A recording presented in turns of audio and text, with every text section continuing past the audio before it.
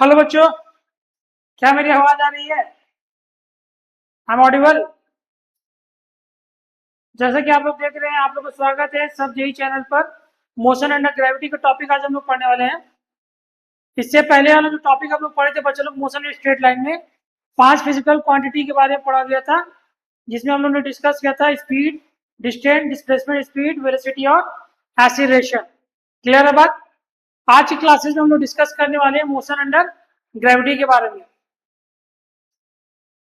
देखिए, motion under gravity कहने का मतलब क्या है कि किसी चीज को जब हम लोग ऊपर फेंकते हैं तो अल्टीमेटली नीचे आता है। उसका मेन कारण क्या होता है? ग्रेविटी होता है। ठीक, तो हम लोग 3 इक्वेशन ऑफ मोशन देख चुके हैं।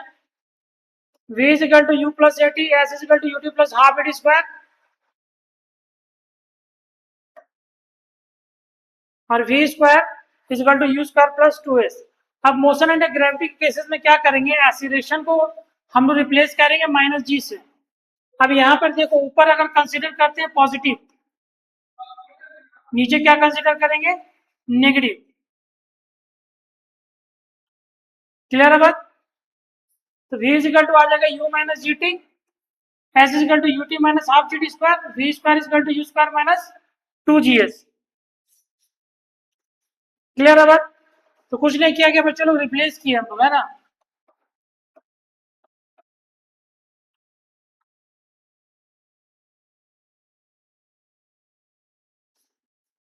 आगे देखिए, time of flight.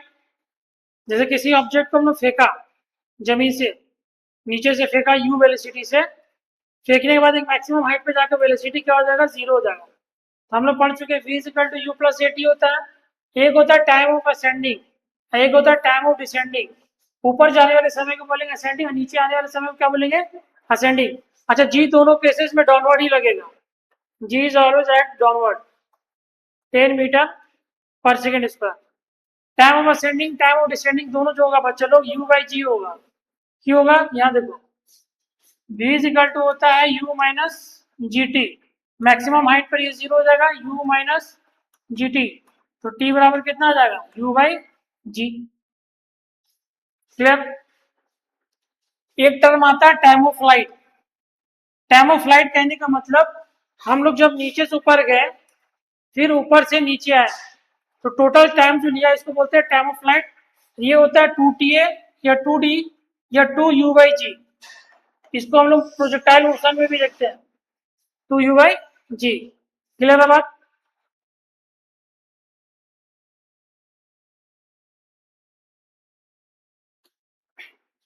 Motion under gravity में मैक्सिमम हाइट, अभी हम लोग टाइम ऑफ फ्लाइट देखें, मैक्सिमम हाइट अगर निकालना है तो मैक्सिमम हाइट का फॉर्मूला क्या होगा? U square by two g. तो भाई मैक्सिमम हाइट के लिए हम लोग थर्ड इक्वेशन का यूज करेंगे, v square minus u square is equal to 2gh। तो मैक्सिमम हाइट पे वी मेरा क्या हो जाएगा? 0 हो जाएगा। 0 का स्क्वायर माइनस यू का square is equal to 2 minus ji into H. तो H is equal to u square by 2g। जी का वैल्यू कितना लेंगे? 10, है ना। क्लियर है बात? अच्छा, मैक्सिमम हाइट पे टाइम ऑफ फ्लाइट होगा u बाई जी, ये भी याद रखिएगा। S is equal to u t plus half d square, h is equal to u t minus half g d square. इस चीज को याद रखिएगा, h max is equal to u square by 2g।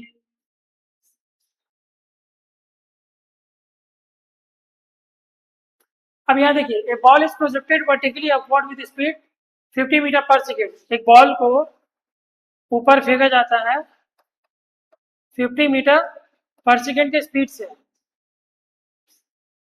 Find the maximum height, तो maximum निकालना है, h max.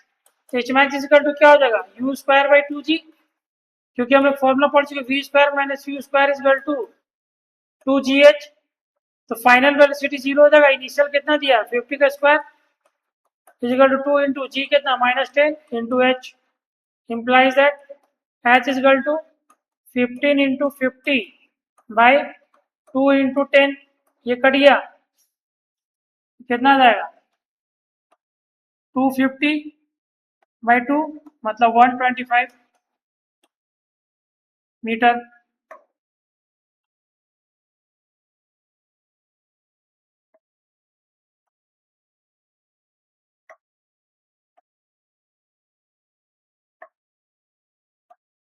125 metre. Clear है बात? फिर बोला time to reach the ground, समय कितना लगेगा। तो भाई जैसे इस चीज को फेंका जाएगा तो फेंकने के बाद ऊपर जाएगा, ऊपर से फिर नीचे आएगा, तो कितना लग जाएगा। टाइम ऑफ फ्लाइट का फॉर्मूला क्या होता है, 2u/g, है ना। तो 2 इंटू यू कितना है, u है 50, g है 10, ये हो जाएगा 10 सेकेंड। क्लियर है बात? या इसको ऐसे भी समझ सकते हैं कि आपका 10 के स्पीड से 10 के स्पीड से आपका ये जो होगा घटेगा, तो 5 सेकेंड के बाद क्या हो जाएगा, ये आपका मैक्सिमम हाइट तक पहुंच जाएगा, फिर उसके बाद वो नीचे आएगा 5 सेकेंड, तो 5 सेकेंड जाते वक्त 5 सेकेंड आते वक्त टोटल हो जाएगा 10 second. This is your answer.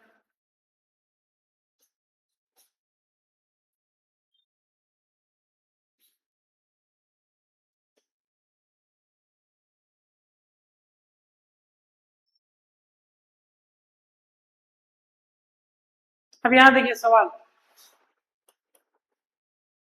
if both the particles start motion together then find the time when both the particle meet each other। दोनों पार्टिकल एक साथ मोशन करता है, जैसे एक पार्टिकल है ऊपर ए है, जो 20 मीटर पर सेकंड की स्पीड से फेंका गया, एक पार्टिकल है 30 मीटर पर सेकंड की स्पीड से फेंका गया है, तो आपको बताना किस समय पर दोनों पार्टिकल मीट करेगा, वो आपको बताना है टाइम। तो अगर इसका एच हाइट माना गया है और टोटल हाइट आपको 100 दिया हुआ है, कितना दिया हुआ है 100 मीटर, तो ये कितना हो जाएगा 100 माइनस एच। इसके लिए अब यहाँ देखो, ऊपर को अगर हम लोग पॉजिटिव मान रहे हैं तो नीचे को क्या मानेंगे, नेगेटिव मानेंगे। मोशन अंडर ग्रेविटी का केस है, तो इस चीज को याद रखिएगा, मोशन अंडर ग्रेविटी में डायरेक्शन इंपॉर्टेंट है। ऊपर को पॉजिटिव माने तो नीचे को नेगेटिव मानेंगे, या ऊपर को नेगेटिव माने तो नीचे को पॉजिटिव जरूर मानना। क्लियर है बात? अब यहाँ से यहाँ तक ले देखिए, तो भाई s is equal to u t plus half e t square का इक्वेशन को यूज करेंगे, तो h 100 minus h is equal to 20t minus half g d square. तो यहाँ पे देखिए ये नीचे जा रहा है, ये भी नीचे जा रहा है, तो ये माइनस के साथ आएगा और ये भी माइनस आएगा, तो माइनस माइनस माइनस कैंसिल, तो 100 minus h is equal to 20t plus half g t square, equation 1 पहला ए के लिए, है ना। फोर पार्टिकल ए,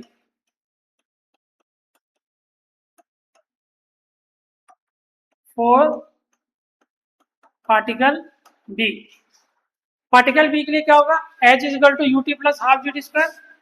ऊपर जा रहा तो एच मेरा पॉजिटिव हो जाएगा, क्योंकि ऊपर की ओर जा रहा है, तो इसको मेरा कवर कर रहा है ना ऊपर की ओर, जबकि यू भी ऊपर है, तो 30t minus half g t square. पर चलो ये जी जो होता है हमेशा डाउनवर्ड होता है। क्लियर है बात? तो इस चीज को हमेशा याद रखिएगा, आपका एच अगर नीचे आ रहा है तो ये माइनस में जाता है, लेकिन यहाँ पर बी पार्टिकल में क्या हो रहा है, एच जो है ऊपर की ओर जा रहा है, तो ऊपर कंसीडर किया जा रहा है। ऊपर की ओर जब पार्टिकल जब कवर कर रहा है डिस्टेंस को, तो बोलेंगे एच मेरा पॉजिटिव होगा, यू जो है मेरा वो भी ऊपर की ओर है तो पॉजिटिव होगा, क्योंकि ऊपर का डायरेक्शन को पॉजिटिव माने हैं, नीचे को नेगेटिव माने। जबकि जी जो होगा हमेशा डाउनवर्ड होगा, चाहे ऊपर से आ रहा हो या नीचे से आ रहा हो। ये पार्टिकल लिएगा था, ये पार्टिकल बी का था। अब क्या करना है, एच का वैल्यू जो है पुट कर दीजिए यहाँ पर 100 में, 100 माइनस एच, एच कितना है 30t,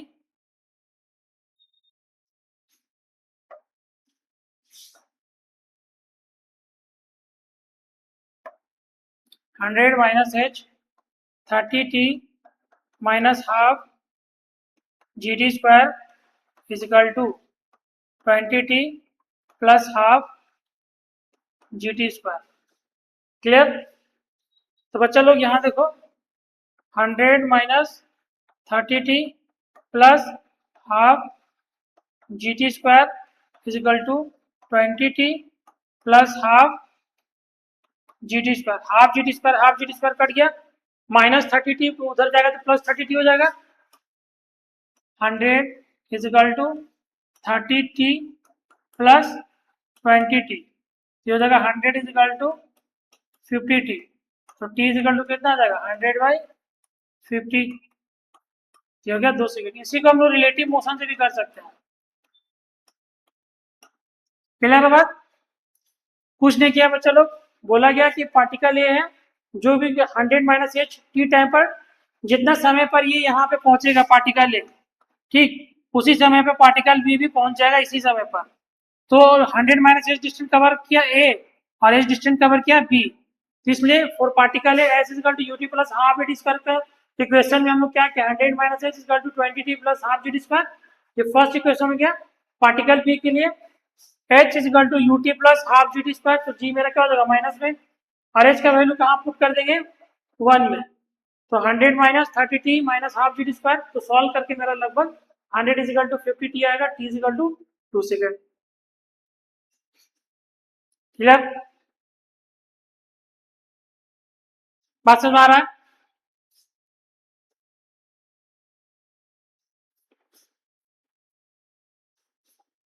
नेक्स्ट वन, अभी एक कुछ अलग चीज है। अब देखो type of graphs, graph already हम लोग लेक्चर कर चुके हैं। तो 3 तरह का ग्राफ पढ़ना रहता है। पोजीशन टाइम ग्राफ जिसको एक्सटी ग्राफ भी बोलते हैं, velocity time graph VT graph, और एक एक्सीलरेशन टाइम ग्राफ। अगर बॉडी कांस्टेंट वेलोसिटी से चल रहा है, जैसे कि पोजीशन टाइम ग्राफ में स्लोप क्या देता है, वेलोसिटी देता है।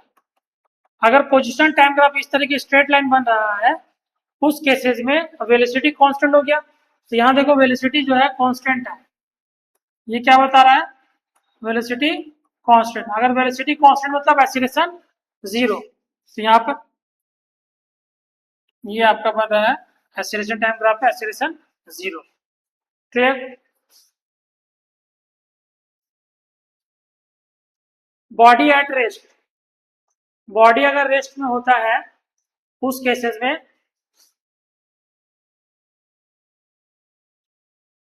x इजिकल टू 4 मीटर, ठीक, x is equal to 4 metre. Body अगर एट रेस्ट मतलब at a point x is equal to 4 metre, इसका मतलब ये थीटा आपका 0 हो जाएगा, tan थीटा भी 0 हो जाएगा। इसका मतलब ये इंप्लाइज करता है कि वेलोसिटी भी आपका 0 हो जाएगा। जैसे इस केसेस में देखिए, ये आपका x बराबर 4 मीटर दिया हुआ है, तो x बराबर 4 मीटर के केसेस में वेलोसिटी क्या हो जाएगा 0, वेलोसिटी 0 तो एक्सीलरेशन भी 0। Clear? Object start from origin, अगर ऑब्जेक्ट मेरा ओरिजिन से स्टार्ट कर रहा है और यूनिफॉर्म मोशन कर रहा है और v मेरा चेंज कर रहा है समय के साथ, उस केसेस में 2 case, object start from origin, object start from x is equal to 5 metre, ठीक। अब यहां देखो, चलो tan theta is equal to constant, जैसे ये आपका जो है पोजीशन टाइम का ग्राफ ही है, तो यहाँ पर क्या है, थीटा जो है कांस्टेंट आ रहा है हर एक जगह पर, तो थीटा कांस्टेंट आ रहा है। तो भाई हम लोग पढ़ चुके हैं पहले भी कि जो स्लोप होता है पोजीशन टाइम ग्राफ में वो क्या देता है, वेलोसिटी देता है। तो वेलोसिटी क्या हो जाएगा, कांस्टेंट हो जाएगा। अगर वेलोसिटी कांस्टेंट हो जाएगा तो एक्सीलरेशन क्या हो जाएगा, 0, है ना। क्लियर? यहाँ पर एक्सीलरेशन क्या है, 0, क्यों, क्योंकि वेलोसिटी कांस्टेंट है, यूनिफॉर्म मोशन है इसलिए। अच्छा, दूसरा चीज, object starting from x equal to 5 metre, अगर x इक्वल टू 5 मीटर से स्टार्ट कर रहा है तो tan थीटा इक्वल टू क्या हो जाएगा, माइनस कांस्टेंट। कहने का मतलब इस तरीके से आपका स्लोप जो है नेगेटिव बना रहा है, ऑब्ट्यूज एंगल बना रहा है। एक्यूट एंगल और ऑब्ट्यूज एंगल का कॉन्सेप्ट ऑलरेडी पहले डिलीवर कर चुके हैं ग्राफ में, है ना। तो यहाँ भी बच्चे लोग क्या है, मेरा वेलोसिटी जो है कांस्टेंट है क्योंकि स्ट्रेट लाइन है, लेकिन ये जो एंगल बना रहा है ये क्या बना रहा है, ऑब्ट्यूज एंगल। तो ऑब्ट्यूज एंगल केसेस में आपका एक चीज याद रखना है कि जो स्लोप होगा पोजीशन टाइम ग्राफ में वो क्या देगा, वेलोसिटी देगा, पहला चीज। अगर एक्यूट एंगल बना तो पॉजिटिव वेलोसिटी और ऑब्ट्यूज बना तो नेगेटिव वेलोसिटी। वेलोसिटी जो है कांस्टेंट है, वेलोसिटी कांस्टेंट मतलब एक्सीलरेशन 0, विजिबल टू कांस्टेंट, लेकिन यहाँ पे वेलोसिटी कैसा है, नेगेटिव है। क्लियर है बात? तो ये पोजीशन टाइम ग्राफ है, क्या है, 3 पोजीशन टाइम ग्राफ। पहला बात बोला कि ऑब्जेक्ट जो है रेस्ट पर है at point x equal to 4 metre, x equal to 4 metre पे ऑब्जेक्ट मेरा रेस्ट में था, तो वेलोसिटी भी 0 और एक्सीलरेशन भी 0।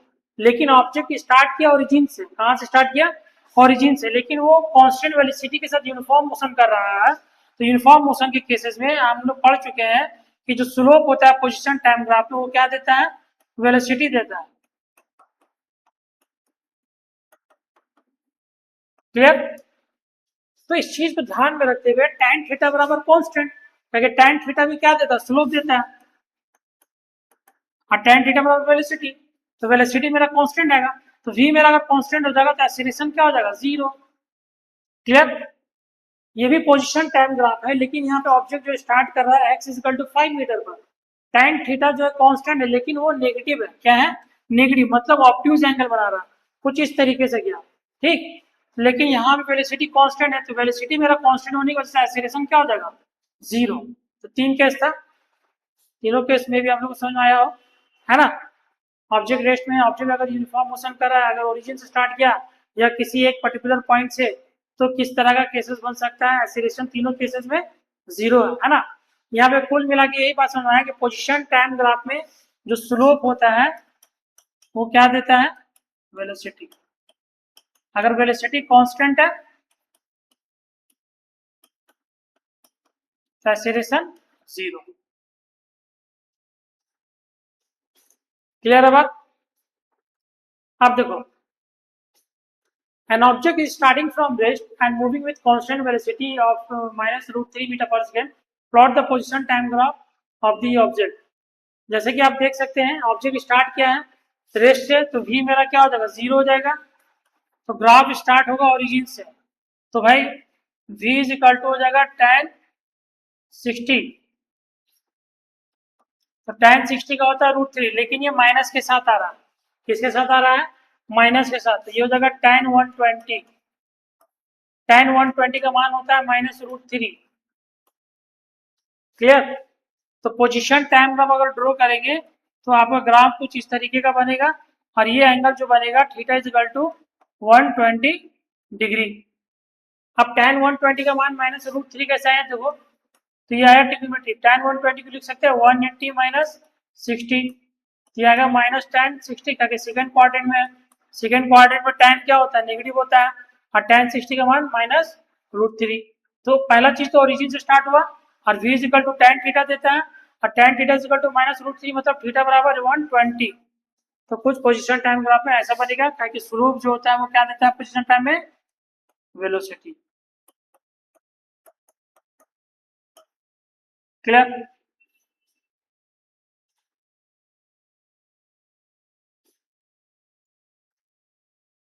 अब यहाँ देखो position time graph non uniform, अभी तक हम लोग पढ़े यूनिफॉर्म मोशन का, अब है नॉन यूनिफॉर्म मोशन।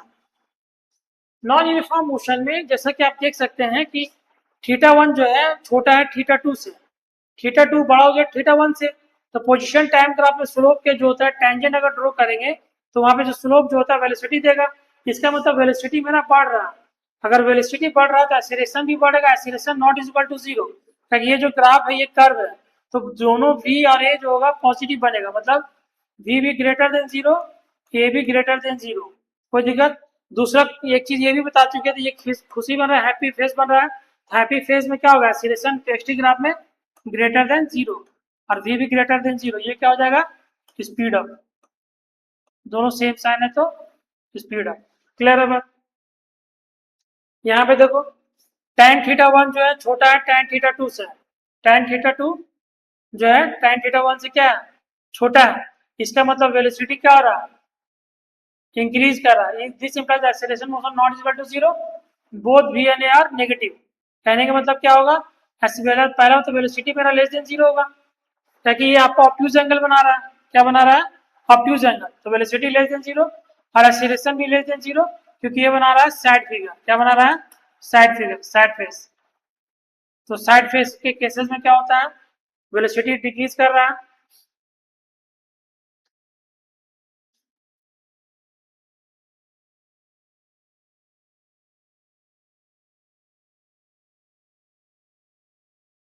एक मिनट, एक मिनट,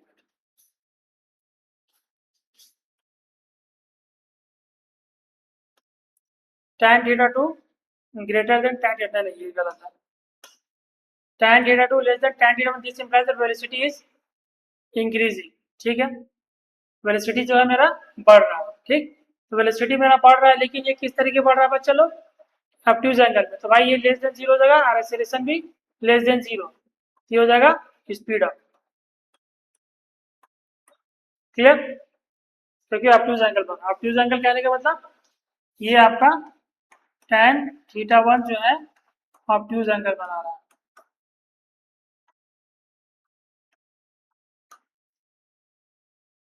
तो both v and A R negative, तो v और ए जो होगा वो नेगेटिव बनेगा। स्पीड अप का कैसा,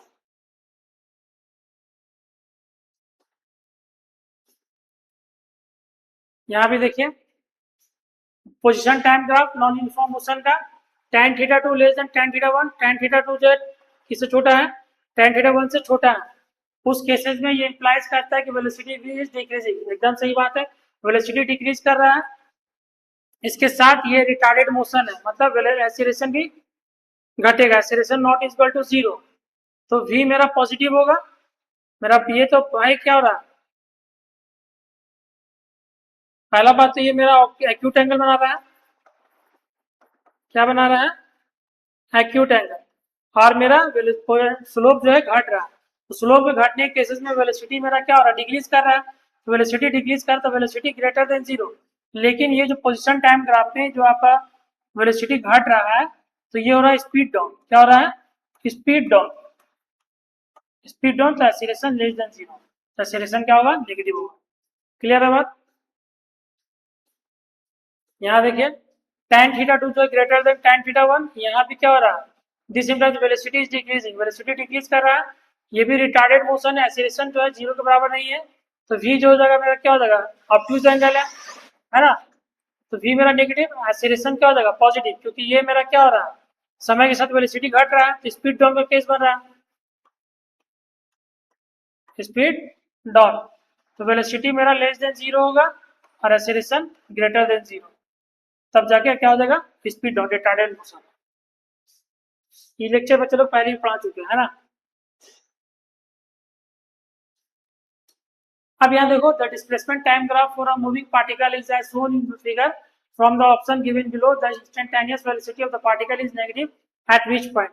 तो बोला गया पोजीशन टाइम ग्राफ दिया हुआ है, किस पॉइंट पर आपका वेलोसिटी जो है नेगेटिव होगा। तो आपको पहले ही बता चुके हैं कि पोजीशन टाइम ग्राफ में स्लोप ड्रॉ करो, तो जो स्लोप होगा वो क्या देगा, आपका वेलोसिटी देगा। तो टेंजेंट ड्रॉ किए, ये टेंजेंट ड्रॉ किया गया और एक ये टेंजेंट ड्रॉ किया।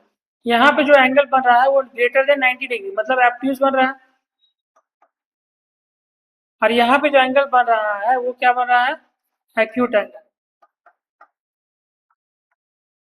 ठीक है, यहाँ पे थीटा जो लेस देन 90, यहाँ पे थीटा है जीरो। तो अब ग्रेटर देन जीरो जहाँ पे आएगा वही मेरा क्या होगा, नेगेटिव एंगल होगा। तो सी पॉइंट होगा, क्या होगा, C point.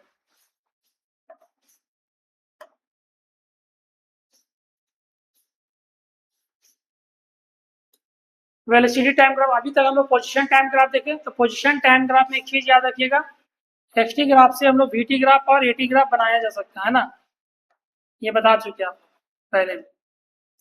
Velocity time graph में वेलोसिटी टाइम का स्लोप, तो पोजीशन वेलोसिटी टाइम ग्राफ में ऑब्जेक्ट अगर रेस्ट में है तो वेलोसिटी जीरो होगा, ऑब्जेक्ट अगर यूनिफॉर्म मोशन में होगा तो उसका कर्व ऐसा बनेगा। अगर v is increasing accelerated motion तो उसका स्लोप ऐसा बनेगा, v इज डिक्रीजिंग और रिटार्डेड मोशन उसका स्लोप ऐसा बनेगा। मतलब यहाँ पर v जो होगा लेस देन जीरो होगा, और sorry v greater than zero होगा, ताकि फर्स्ट क्वाड्रेंट में है, तो क्वाड्रेंट में होने की वजह से v greater than zero, v greater than zero, और स्लोप जो होगा लेस देन जीरो, क्योंकि वेलोसिटी टाइम ग्राफ में स्लोप क्या देता है, एक्सीलरेशन। ठीक, तो ये हो जाएगा speed down, retarded motion.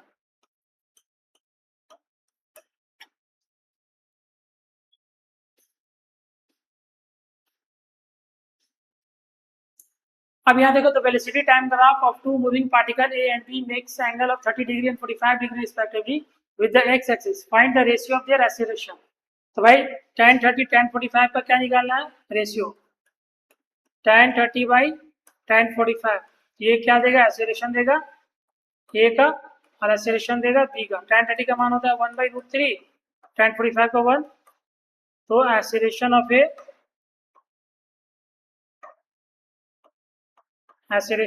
By acceleration of B क्या आ जाएगा 1/√3 is equal to acceleration of A by acceleration of B, है ना। ये एंगल 30 डिग्री दिया हुआ है और ये 45 डिग्री। स्लोप निकालेंगे, स्लोप मतलब tan थीटा।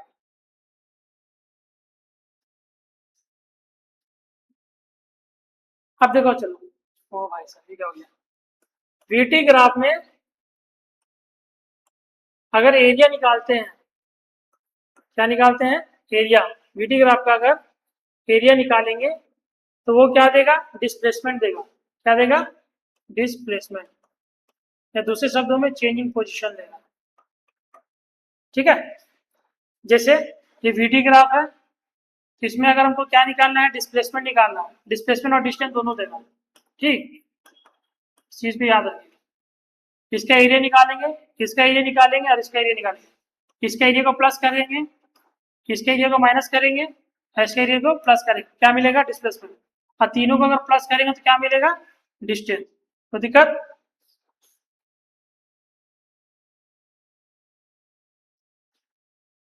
अब यहाँ देखो, द वेलोसिटी टाइम ग्राफ दिया हुआ है, तो वेलोसिटी टाइम ग्राफ में एरिया निकालेंगे तो क्या मिलेगा, डिस्टेंस और डिस्प्लेसमेंट। 10 सेकेंड तक आपको क्या निकालना है, डिस्टेंस और डिस्प्लेसमेंट। तो डिस्टेंस निकालने के लिए एरिया A1 बराबर A2 होगा, नेट डिस्प्लेसमेंट इज 0। क्यों होगा 0, distance A1 minus A2, A1 कितना हो जाएगा, A1 हो जाएगा half into base into height. A2 कितना हो जाएगा, ये भी हो जाएगा half into base into height. A1 minus A2, A1 बराबर A2 है, तो ये माइनस हो जाएगा, ये हो गया 0। तो डिस्प्लेसमेंट कितना आ गया, 0। लेकिन डिस्टेंस में क्या करेंगे, दोनों को ऐड कर देंगे, 1/2 5 इंटू 5, 1/2 5 इंटू 5 मतलब 25। क्लियर, यहाँ से यहाँ तक का दूरी कितना है, 5 है, और यहाँ से यहाँ तक का दूरी कितना है, 5 है, और ये दूरी हाइट कितना है, 5। अगर ट्रायंगल है, ट्रायंगल का एरिया ऑफ ट्रायंगल क्या होता है, एरिया ऑफ ट्रायंगल होता है half into base into height. इस फॉर्मूला का यूज किया। क्लियर,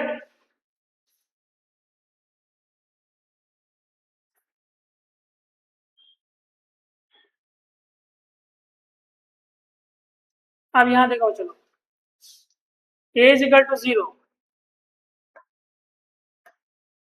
अगर एक्सेलरेशन मेरा 0 है, इसका मतलब क्या है, यूनिफॉर्म मोशन, वेलोसिटी कांस्टेंट है। जैसे कार मूव कर रहा है कांस्टेंट वेलोसिटी से, तो यूनिफॉर्म मोशन हो जाएगा। एक्सेलरेशन 0 होने का मतलब क्या है, ये पार्ट टाइम से बढ़ेगा, एक्सेलरेशन 0 है ना। जैसे ए इज पॉजिटिव कांस्टेंट, अगर ए मेरा पॉजिटिव कांस्टेंट है और यूनिफॉर्म एक्सेलरेशन हो रहा है, तो उस केसेस में ये क्या हो जाएगा, पॉजिटिव कांस्टेंट। जैसे फ्री फॉल के केसेस में किसी चीज को हम गिरा दिए, तो गिराने की वजह से क्या हो जाएगा, एक्सेलरेशन मेरा कांस्टेंट होगा और वो पॉजिटिव होगा।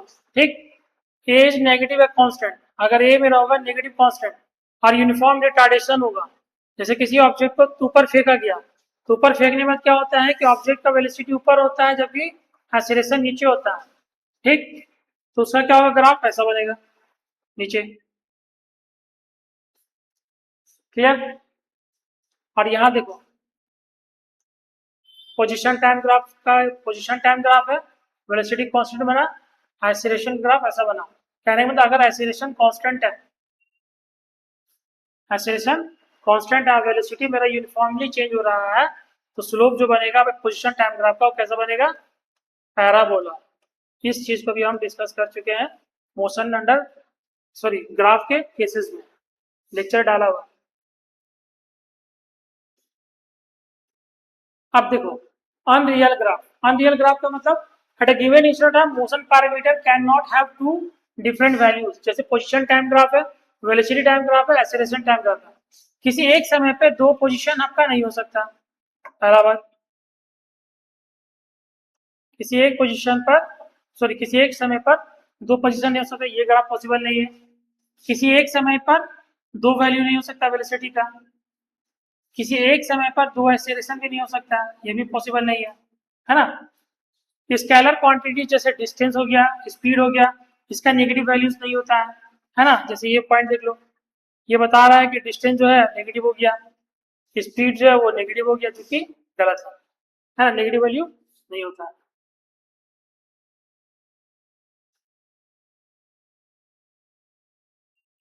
अच्छा इसको देखो,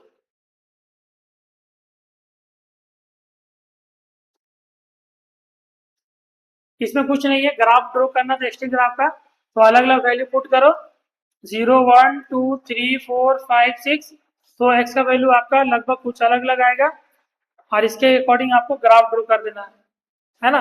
ये क्लास 10 के आधार पर है,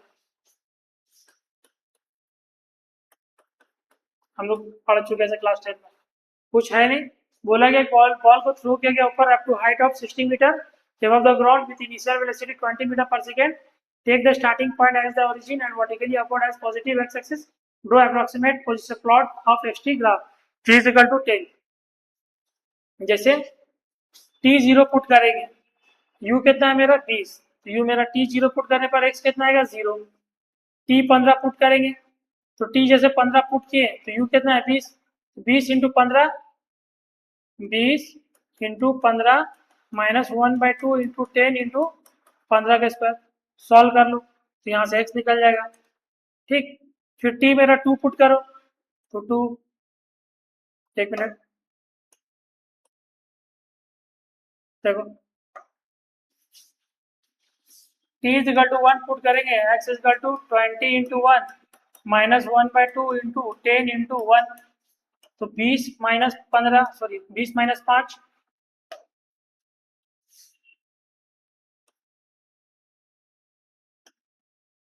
20 -5 कितना आएगा 15, देखो यहाँ पर 15 आया हुआ है। उसी तरीके से t इक्वल टू 2 पुट करो तो कितना हो जाएगा 2 into 2 40, 40 minus x is equal to 2 into 2 -1/2 into 10 into 2, तो 40 -10 30 आएगा, सॉरी 40 माइनस 2 5 जा 5 2 जा 40, अच्छा टी स्क्वायर है ना, 2 स्क्वायर होगा, तब 5 में 20 होगा, ये 20 आएगा।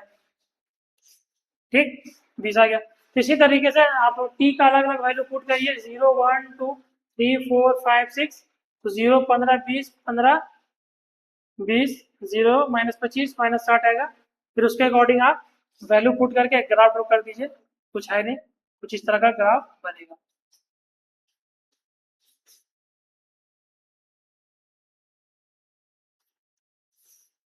पॉइंट ऑफ व्यू, अब देखो बच्चों लोग, ये रिलेटिव मोशन का है, उससे पहले द स्टेट ऑफ रेस्ट और motion of any object depend on the reference point of frame of observation, मतलब किसी ऑब्जेक्ट का रेस्ट या मोशन इस बात पर डिपेंड करता है कि हम लोग का फ्रेम ऑफ ऑब्जर्वेशन क्या है, कहने का मतलब रेफरेंस पॉइंट क्या है।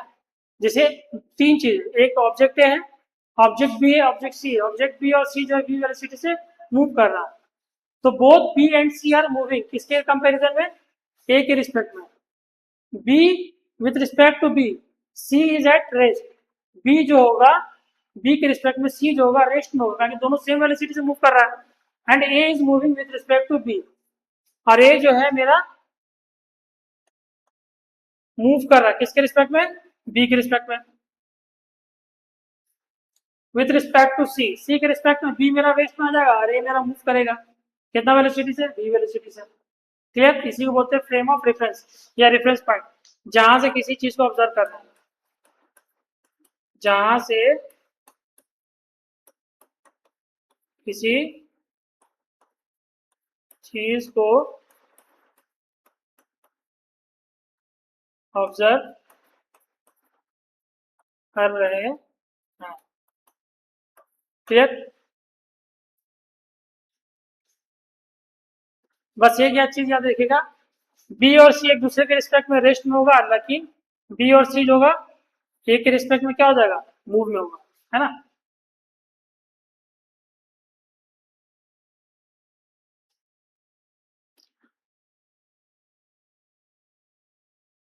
रिलेटिव पोजीशन या रिलेटिव वेलोसिटी, रिलेटिव पोजीशन और रिलेटिव वेलोसिटी जो है, जैसे मान लो किसी बॉडी, जैसे कोई दो पॉइंट ए बी ये सी, तो सी का पोजीशन ए के रिस्पेक्ट में और बी का पोजीशन ए के रिस्पेक्ट में, तो वही बोला गया है position of A with respect to B.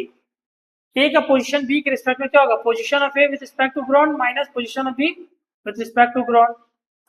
Position of A with respect to B is equal to what, position of A with respect to ground position of B with respect to ground. Clear. उसी तरीके से इसको differentiate करेंगे तो velocity of A with respect to B क्या होगा, velocity of A with respect to ground minus velocity of B with respect to ground.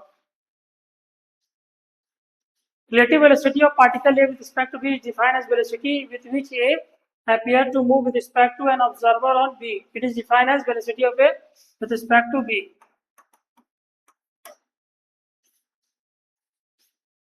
जैसे velocity of A with respect to B, A देख रहा है velocity of A as observed by B. Clear?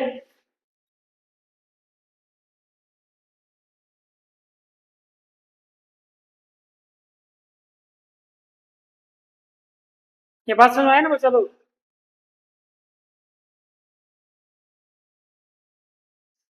जैसे हम लिखते हैं velocity of A minus velocity of B, इसका मतलब है क्या है, velocity of A as seen by B, B द्वारा ए को देखा गया।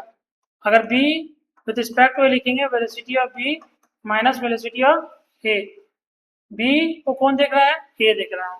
Velocity of B as seen by A, velocity of B as observe by A.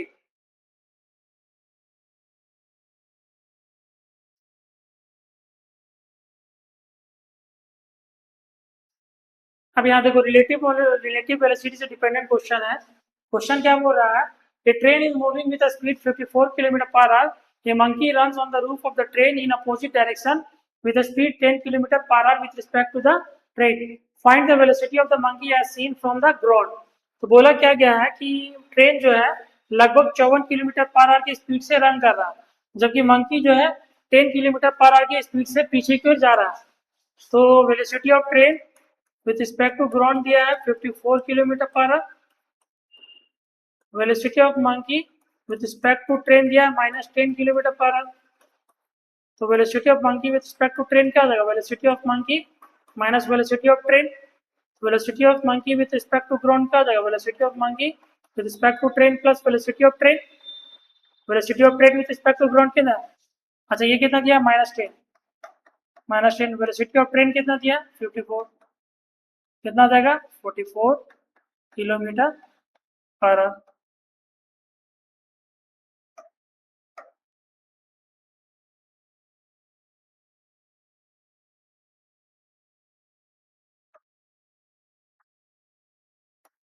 Velocity of monkey with respect to ground हो जाएगा 44 किलोमीटर पर आवर। क्लियर। इसी formula पे use किए, velocity of monkey with respect to train is equal to velocity of monkey with respect to ground minus velocity of train with respect to ground. Velocity of monkey with respect to ground क्या होता है, velocity of monkey with respect to train plus velocity of train with respect to ground.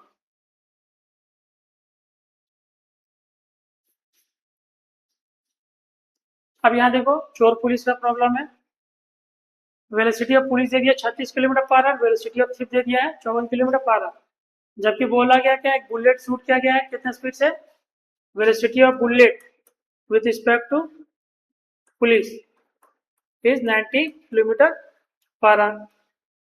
तो velocity of bullet with respect to police, velocity of bullet minus velocity of police है ना। तो velocity of bullet with respect to ground कितना आ जाएगा, velocity of bullet with respect to police plus velocity of police, आ जाएगा 90 plus 36, आ जाएगा 126 kilometre per hour. तो दिक्कत, लेकिन हमको बोला गया कि जब बुलेट हिट करेगा तो किसके रिस्पेक्ट में, थी के रिस्पेक्ट में। तो velocity of bullet with respect to thief, velocity of bullet with respect to ground minus velocity of thief with respect to ground. Velocity of bullet with respect to ground कितना है 126 minus velocity of थी कितना 54, कितना जाएगा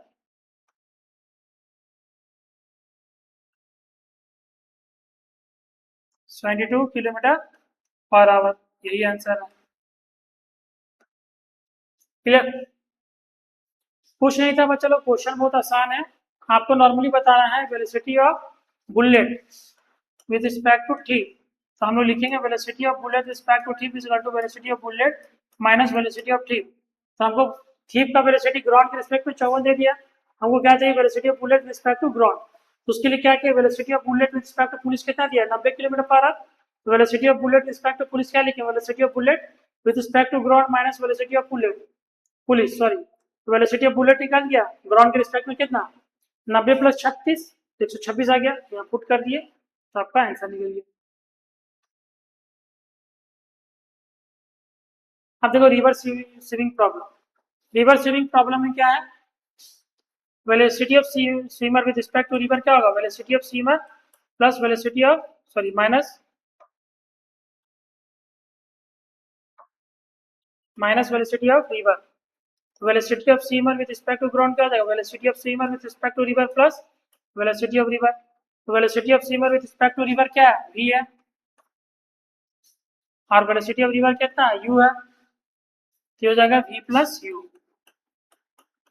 और time निकालना रहा तो d by we plus u, है ना। मान लो डी दूरी कवर करना है इसको, तो डी दूरी कवर किया कितना समय पर, तो time is equal to D by we plus U. तो दिक्कत,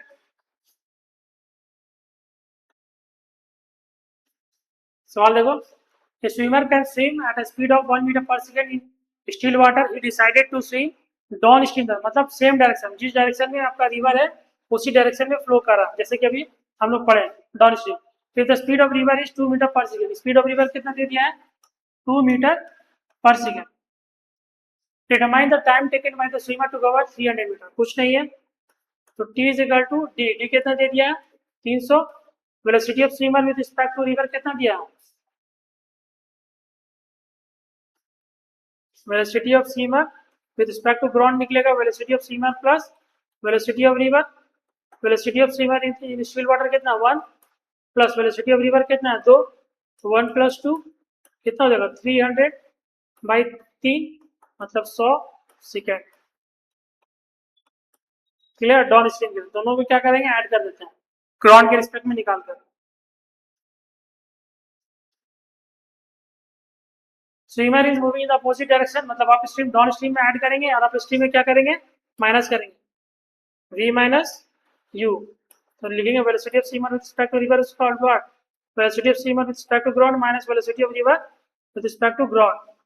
clear, velocity of swimmer with respect to ground is equal to what, velocity of swimmer with respect to river plus velocity of river with respect to ground. ये कितना है v, velocity of river with respect to ground कितना है opposite direction में है, तो ये u है तो माइनस आ जाएगा v माइनस u। और डी दूरी कवर करना है तो टाइम कितना लगेगा distance by v minus you.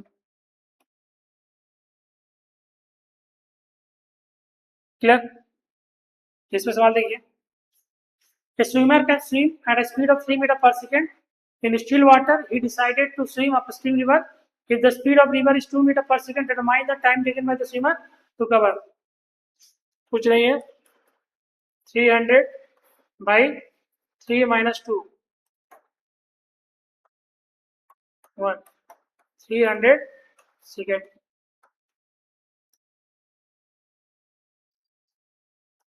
Relative motion under gravity, gravity के केसेस में रिलेटिव एक्सेलरेशन हमेशा जीरो होगा।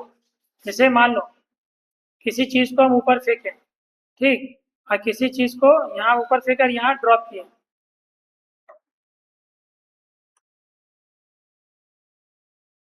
यहाँ ड्रॉप के यहाँ ऊपर फेंके, इसका एक्सेलरेशन भी नीचे है और इसका एक्सेलरेशन भी नीचे है, तो acceleration of A with respect to B क्या हो जाएगा, acceleration of A minus acceleration of B, acceleration of A क्या हो जाएगा माइनस जी, और एक्सेलरेशन ऑफ बी भी माइनस जी, कितना हो जाएगा माइनस जी प्लस जी, यह आ जाएगा 0। Clear,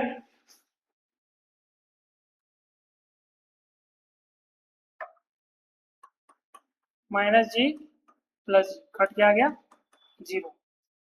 relative velocity become constant, तो अभी यही चीज आप बता चुके, relative velocity, velocity of A with respect to B is equal to what, velocity of A with respect to ground minus velocity of B with respect to ground.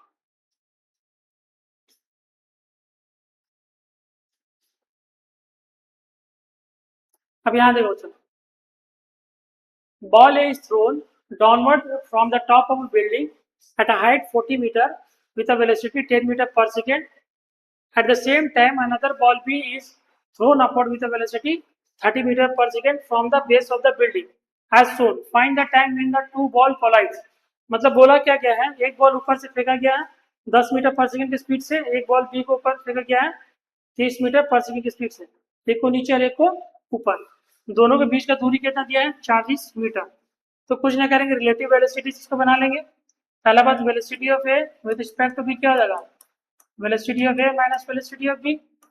Velocity of A क्या है, नीचे है, नीचे को क्या मान लें 10 -10 -30, तो -40। तो दिक्कत, या velocity of B with respect to A निकाल लो। ऊपर को हम पॉजिटिव अगर मानते हैं तो नीचे को क्या मानेंगे, नेगेटिव। तो दिक्कत, तो velocity of A with respect to B कितना आ गया, 40। अच्छा, acceleration of A with respect to B क्या आएगा, 0, ताकि दोनों का कट जाएगा। तो वही चीज़ है, velocity of A with respect to B कितना है, -40। तो टी निकालना है, तो टी इज इक्वल टू कितना, 40/40। 1 सेकेंड।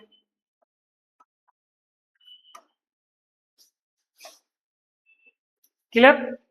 तो ये है बच्चों लोग मोशन स्ट्रेट लाइन का कुछ बेसिक कॉन्सेप्ट जो हम लोगों ने डिस्कस किया। होप सो आप लोग को मोशन स्ट्रेट लाइन अच्छा लग रहा हो, है ना। रिलेटिव वेलोसिटी में आपको मे भी कोई प्रॉब्लम नहीं होना चाहिए। आपको बेसिक चीज़ ये ध्यान देना है कि मोशन अंडर ग्रेविटी में रिलेटिव वेलोसिटी जो 1D में हम लोग पढ़े हैं, आपका acceleration with respect to B जो होगा हमेशा 0 होगा मोशन अंडर ग्रेविटी के केसेस में। 2D में भी आएगा लेकिन 1D में भी 0। क्लियर।